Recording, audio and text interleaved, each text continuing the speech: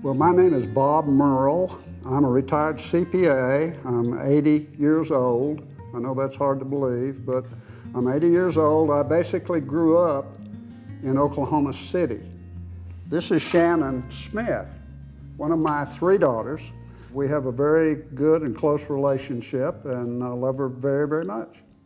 In early March of 2020, as COVID had become somewhat rampant, I was very, very conscious of sanitizing my hands and staying away from people, social distancing, doing everything that I could to avoid getting it.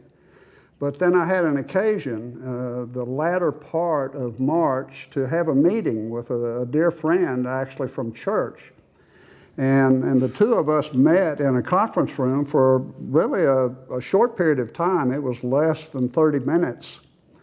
And after that, I began feeling really uncomfortable. I was having chills, and I was having some aches and pains, and obviously some of the symptoms of COVID. In the meantime, I was informed that my friend, who also had some other health issues, had been hospitalized and was in the hospital with COVID. Well, I went to the doctors. I got tested. I tested negative the first time I went, but I got worse and worse. And the third time I went back to the medical lab and they tested me, I tested positive.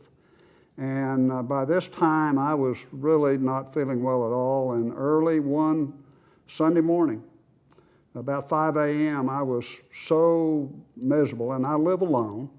I'm a widower. And I finally relented, and I called 911. I told them I wanted to go to Norman Regional Hospital, and so they took me, and I was admitted and immediately diagnosed with COVID. It was the sickest that I've ever been in my life. The very first night in the hospital, I thought I was going to die. In fact, I literally wanted to die. That first night was the worst of all, and obviously my daughters were very concerned for me, but they couldn't come and see me in person because of the isolation. Well, it was difficult for my sisters and me because we couldn't see him, and we're getting phone calls from him. I won't forget when I was told he was in the ambulance. We thought he was going to die too. We were actually not making serious preparations, but were actually prepared for the news that he would have lost his battle with COVID. Well, through that journey, again, as you asked, as I each day began feeling a little bit better, finally was able to eat a little bit. I had lost about 11 pounds, I believe. And again, I give credit, a great deal of credit to the hospital, the doctors and the nurses, absolutely, but also to our Heavenly Father in answering prayers in that behalf. And I felt like I was on the road and the pathway and certainly I was improving, and I was determined at that juncture that we were going to have this whipped. In time, I regained my strength and my good health. Well, I remember at about week 3, when he'd been home for 3 weeks, and he sends a text to my sisters and me and says that he'd just gone on a 20-mile bike ride. And we could not believe it. I mean, here 3 weeks before he was going to be dying of pneumonia and COVID, and he's on his bicycle. And that's when we knew he was going to be okay.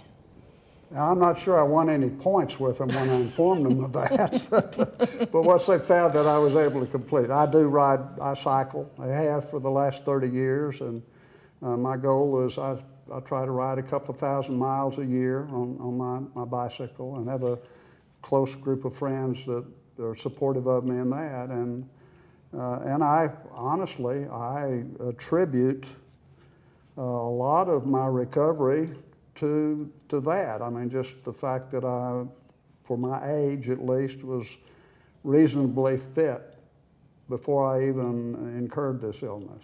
I believe with all my heart that My conditioning that I sustained as a result of riding over these years was a very positive influence in me dealing with COVID, because one of the big problems that I had, and that many have, is that of breathing.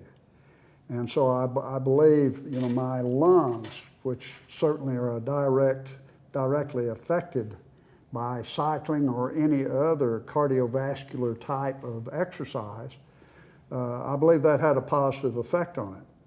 But the other thing, and I've been questioned about this several times, even by doctors and physicians, is whether or not I have any recurring issues.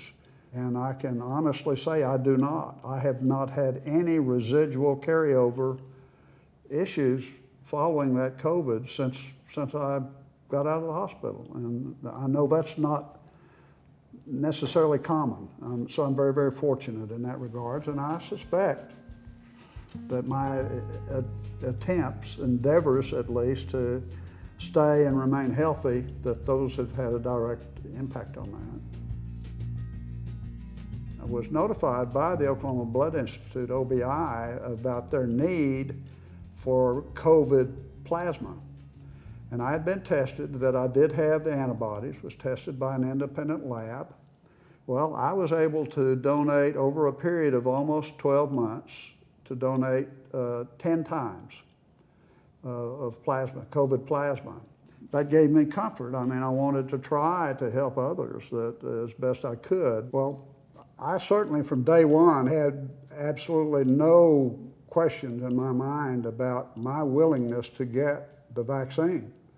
My comment is better safe than sorry.